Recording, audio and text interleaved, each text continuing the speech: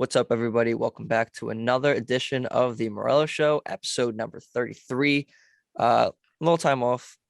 Things got a little crazy with work, but we're here, back, we're ready. And we have a return guest and a special guest all the way from South Africa. We have Wethu. Wethu, how you doing? Doing great, man. Glad to be back on the show. Yeah, man, it's good. It's good. Yeah. Hey, we love having you here. So, and I say we as in there's other people here, but there's me, and I love having you on. So, yeah, no, I'm excited to have you back on. First and foremost, have to ask, how are you doing? We talked about a year ago. It's always good to catch up with old friends. So, how are you doing? I've been all right. I'm just happy that I've been making progress through this time and ultimately, getting a chance to release my debut project titled Moral Compass. That was like the ultimate goal that I set for myself even last year. So being here on this podcast with you, on your platform, it's an honor firstly. And yeah, I've been well, bro. I've been just trying to do what I can do day by day, and keeping my head in the game basically. As you should be. That's the only way to Yeah. do it. It's the only way to do it. So you talked about Moral Compass, which is your first album, your debut album, which first of all, congratulations, a successful release. And for those of you who have not heard it, I will say this time and time again in the next half an hour or so when we record this, but make sure you go listen to Moral Compass. It's out on all platforms. There's no excuse not to.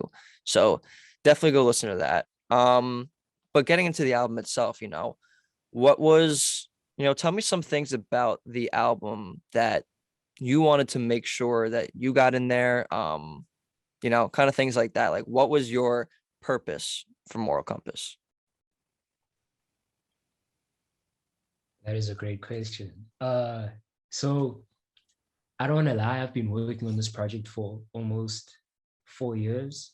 Let me just say three to be safe, because around 2018, after 2018, I left varsity and I was in Joburg. So I'm originally from Pretoria, but my mom was working in Joburg. So I was staying with my mom at the time and my brother. So it's like 2019 before the world got crazy. And I'm like, yeah, I need to try get this music thing really going. And I was just so ass at it, bro. I was just like, I was not good, man. I was not good. And I guess me being not being good was just me putting in my 10,000 hours, which I still think I haven't put in, but it was that process of practice, repeating, and finding myself. And I'll never forget, there was a day when I was alone in the whole like apartment, and I took all my recording gear and I went to my mother's room. She wasn't there. So I just started Sneaky. recording. Yeah, I just started recording, and the first thing that came into my mind wasn't even a word. It was just the sound. So I started literally making the sound. Ooh. I literally just started doing that. And I was like, whoa, this sounds cool. And then I put on autotune. I don't use autotune at all. But I was just experimenting and I was like, oh my gosh, this sounds good. And that is the first song on Moral Compass called Sentience. That is the literally, dude, I've always wanted to sing. But like when I did that, I was like, what is this? Like, so that was like the first instance, the birth, the genesis of that concept of, okay, this is my first good song. And I was like, I'm going to put this away. And I put it away. I'm going to rant for a while. I'm just going to ramble. Go Uh, for it. Go for it. yeah, so I put the song away. And then it was just a constant thing of making music, making music. Eventually, I get confident enough to release. I release. And those weeks are going by where I'm dropping consistently every week. I link up with Nikki, Miguel, and them on the internet. Yes, sir. This is like, yeah, this is late 29, mid 2019 to 2020. And there's a skeleton for what I'm trying to do, but I don't know what I'm trying to do yet at the same time, because at that point I was just on like, let me just make out songs, let me just pump out music, build a catalog. That was what I was trying to do. And I guess around when 2020 hit, there were songs that just stood out throughout my recording process where I was like, I can't just release this like it's another week. I need to put some of these away. And I knew that even though I'd recorded the songs, I can make them better, because I could tell I'm getting better at rapping. I'm getting better at mixing my music, at finding my sound, even enunciating words, things like that. So that's what happened in 2020. And then I think around maybe September 2020, it's a huge jump. We moved to a new place. It was in Joburg as well, around the south of Joburg. And it was a bigger house. So I had like more freedom to record. And I had like a huge like room. Like that house is like a bit too big. But like, yeah, so I was recording regularly. And this is when I also decided to take a break from the weekly releases. I wanted to really work on my music and get better at it. And I think I was listening to a bunch of artists around the time, 2020. That was also the beginning of the pandemic, bear in mind. So a lot of things were just different in the world, and the way music was being consumed was different. So it also caused me to, look inwards and reflect on life. So while that was happening, because we're inside and everything, and niggas are depressed and everything, I started reminiscing on my days in varsity with my friends and the memories and events that we shared together. And I always thought about prior in my life, I think I've been pulled in so many different directions. I mean, even in physical location, changing schools, changing provinces, cities, things like that. And I always wondered where I was going to end up next. And I remember when we were moving around a lot, even after I left varsity, it was like, it would really take a toll on me mentally, because I feel like I'm building something, I'm brewing something here. And then it's like, life is like, nah, you're going here, bruh. Pandemic, man, And it was yeah, crazy. It was crazy. It kind of just stopped everyone in their tracks. And I guess, it was no different for you. exactly, bro. So that whole play on direction, moving around, that's where the campus fell in. And then I found myself at a place where I was questioning, like, who am I? What do I want to do? Is this how my parents raised me? Like, because we all make questionable decisions as people.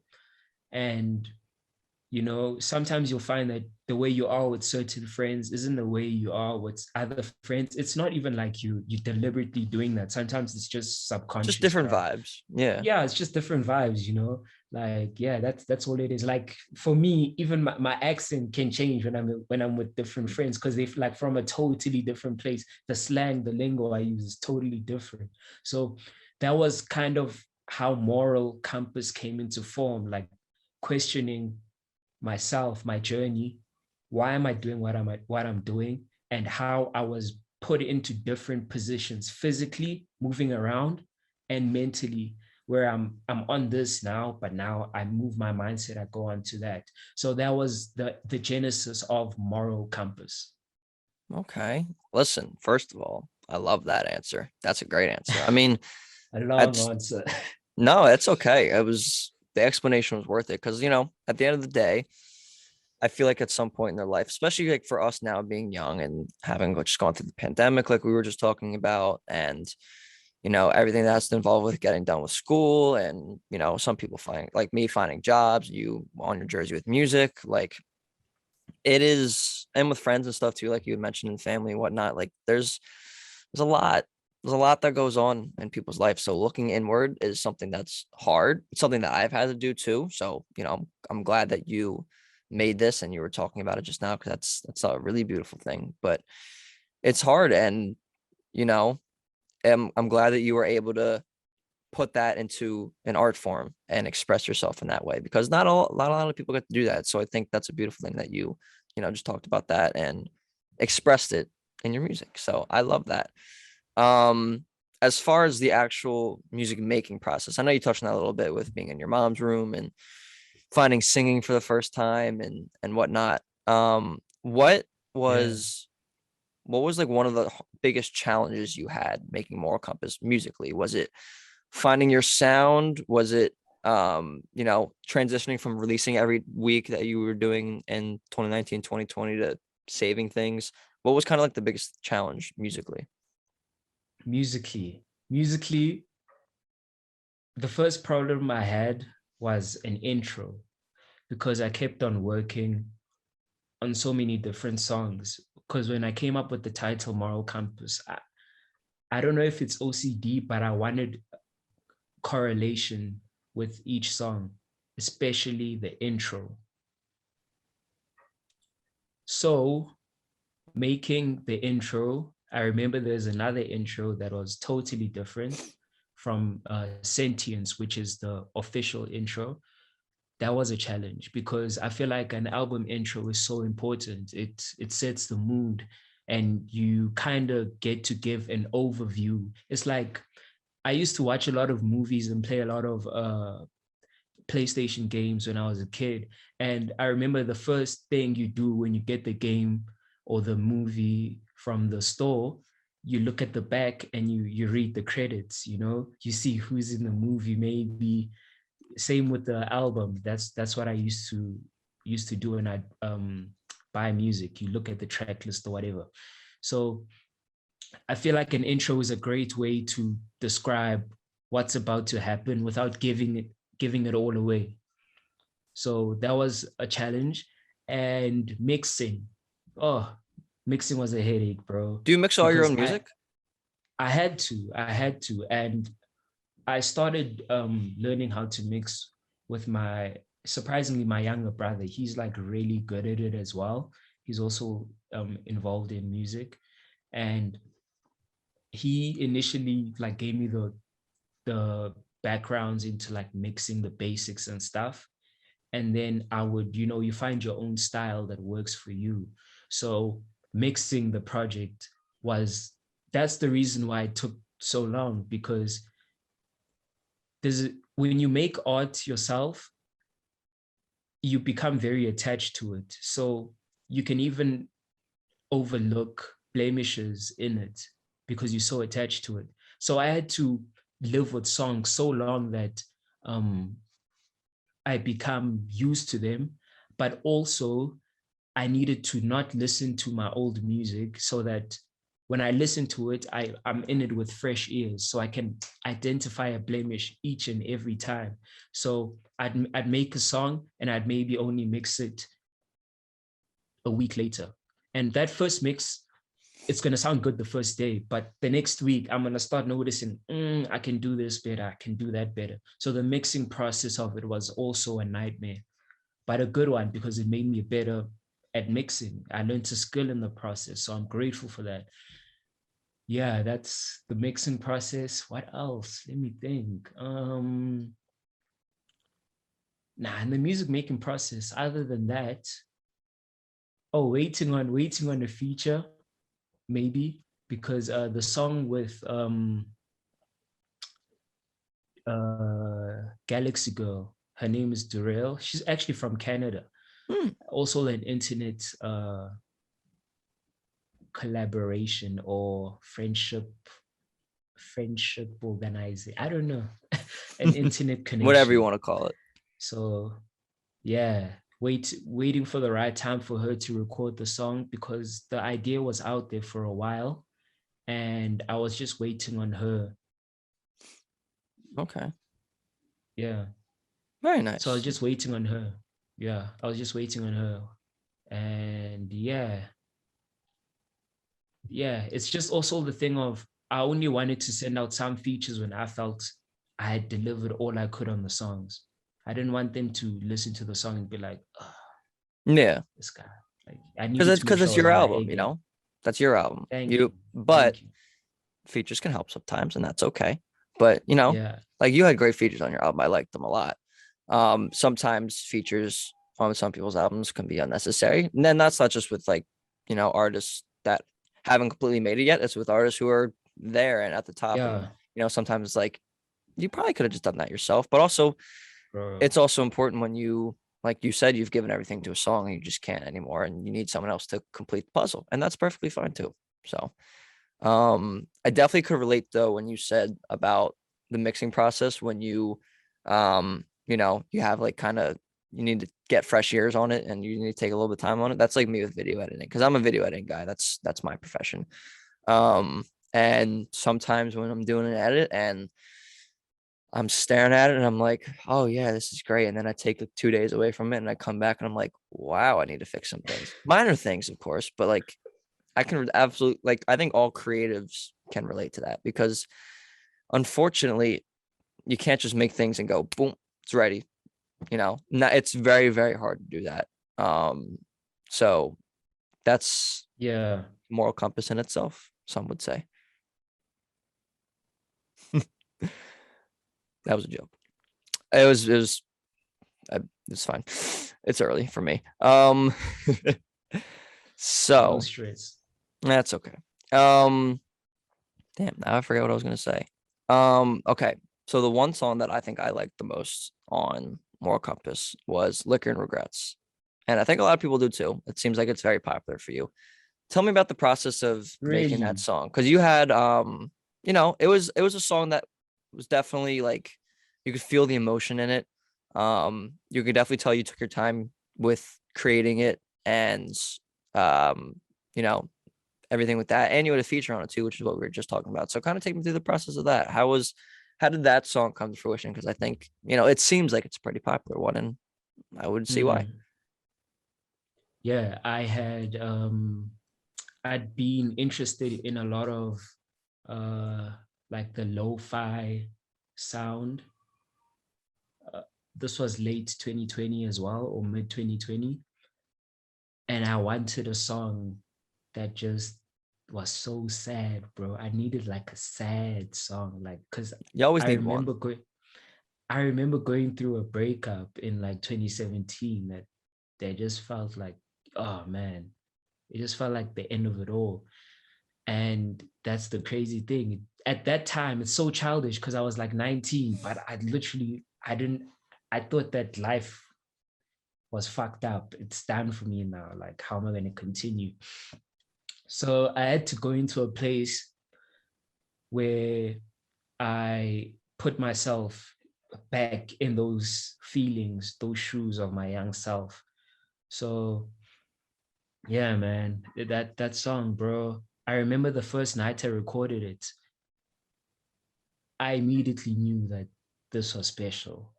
Like there's just those songs that this is gonna be special. Imagine I had that song, bro, since 2020. I had to keep it until 2022, June. Wow. And because that song was so special and because it's so vulnerable, bro, I needed energy that could translate that further. And that's why I had to bring in Rojo. Rojo is like an amazing songwriter, singer from South Africa as well. I think he's from Pretoria, if I'm not mistaken, same city as me. And we've never met, but like we became really cool over the internet. I remember when I sent him the song, he was like, yeah, man, dude, it's cool. I'm gonna listen to it. And he sent me back his vocals, and I was just like, And there's some damn good this guy vocals is too. crazy. I didn't even tell him what to do, bro. Like, that's the crazy thing. It's like he just knew. He just knew what it was. And it's like, It was meant to be. He's a sweetheart, man. That guy's a sweetheart. Shout out to Rojo, man. People should also check out his music. And if we look at it today, Lick and Regrets is like really pushing now. Apple Music added it to R&B, what new in R&B? They added it to Mood, which is like, bro, these are big playlists on Yeah. Apple Music's R&B network. And bro, basically they call me an R&B star. I feel like Usher, I just need the rain falling on me and I can just hit some moves, bro. I don't know, but like, yeah, You that got to was really practice those an moves. honorable moment. It's good to see. It's still, dude, I need to work on my locking and my popping and stuff. I'm not really that flexible, but I'll get it. Exactly, exactly. Oh, you got the neck movements, bro. Not I'm exactly, a bit but stiff. I'm a bit stiff. we can work on it together. It's fun. Shout out, shout out. But yeah, being seeing like, I know validation isn't the most important thing, but it's nice to be recognized, bro. It's really Yeah. nice to be recognized. Nothing wrong with that. I mean, you Yeah. worked hard on it. You've had this album in the cup for 4 years, and now it's here. And Apple Music said, "Hey, we like this. We're gonna put it on." Yes, So, bro. congratulations to you on that. First of all, that's amazing. I did see that. And and it's a relatable song because I feel like we all have those moments. Whether you the one who did shit to another person or you got the short end of the stick, you'll be able to relate to that to the song some way somehow. And yeah, man, I really hope girls listen to the song because like girls like really like go hard for like those type of songs and emotions. So Yeah, hopefully the ladies listen and like it, man. ladies, you better And listen the to dudes, Liquor. of course, and the Yes, homies, man, and the homies. and the homies, because the homies go through it too. So absolutely, that was no, that was a really good song. I loved it a lot. Yeah. So first of all, kudos again for the Apple Music um recognition. That's awesome. I guess a couple more things before we wrap up. We had talked about the challenges of making some music, but I want to know what's fun about it because you've obviously been doing this for a few years now, or more than a few years now. What's fun about it? What do you love so much about making music that pushes you to keep going? um, because I feel like I'm really good at it, and I think that I can bring a lot of integrity into it as well. Because, bro, I love making like the trap songs, the like, the quote unquote ignorant songs, the braggadocious songs, but like there's something with an artist. Whenever I even listen to an artist, bro, the moment you show me vulnerability, it makes me want to invest my time in you, and I want to do that. I want to tell stories through my music. It's music has been there for me, bro, at my lowest points, and it's going to take me there to my highest points as well. So it's a service that I have to honor because it's just something I love doing, bro. I don't know how to explain it. I just really love doing it. Yeah, I mean, it seems like you have a lot of fun doing it and getting pretty good at it. So keep going, please. Which is going to my next question. I know you just released Moral Compass, so definitely celebrate that and push that, obviously. But do we have a little sneak peek at anything that's coming up next? What are some of your plans after Moral Compass? My plans after it. Uh, I guess more music, of course, and I think people will be seeing my face more often and hearing about me more often. I don't want to give away too much, but there'll be things that people will be surprised to see me being a part of. So I guess that's where it's going. But like for now, it's just more music.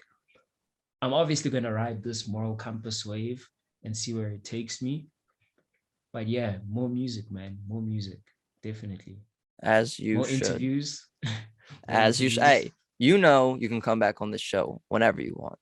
Doesn't even matter. We don't have to talk Easy. about music. We can talk about anything you want. Doesn't matter. Exactly. You can be on the Exactly, Morello show bro. whenever you want. Wethu. You are a friend of the show always. So yes. Thank you, bro. Of course. Appreciate it. And thank you for coming on. Nah, bro. Obviously I appreciate it as always, like I just said. And thank you all for listening and tuning in. Make sure you go check out Wethu's music. We got Apple Music, Spotify. I can't think of any other platforms right now because it's the biggest two, but there are You more. guys use Amazon. What else you use? YouTube. It's on YouTube. Yes, definitely Where on YouTube. else? Everywhere. Just everywhere, dude. Everywhere. And yeah, man. Subscribe to the Morello podcast. Log in with your mans. Do it, man. Do it for Kyle. And yeah, dude. It's good to hear from you again, bro. Good to hear I'm from glad you. you're really keeping up with the show. And because I did see like you have been actually being very consistent posting up. So props to you, bro, because this isn't easy. I know it is So hard, shout but out to thank you, you. bro. I do really appreciate that. It's a little hard, but trying my best over here, as I know you are too. So that's all we can really do, right? Just keep going, keep pushing. Um, yeah, that's all I got. Do you have any final thoughts? Um, yeah, please stream Moral Compass. My name's Wethu. I'm from Pretoria, South Africa. And yeah, you'll be seeing more of me. Damn right. Damn right. All right. From Wethu and from me, that's all I got. So we will see you guys next time.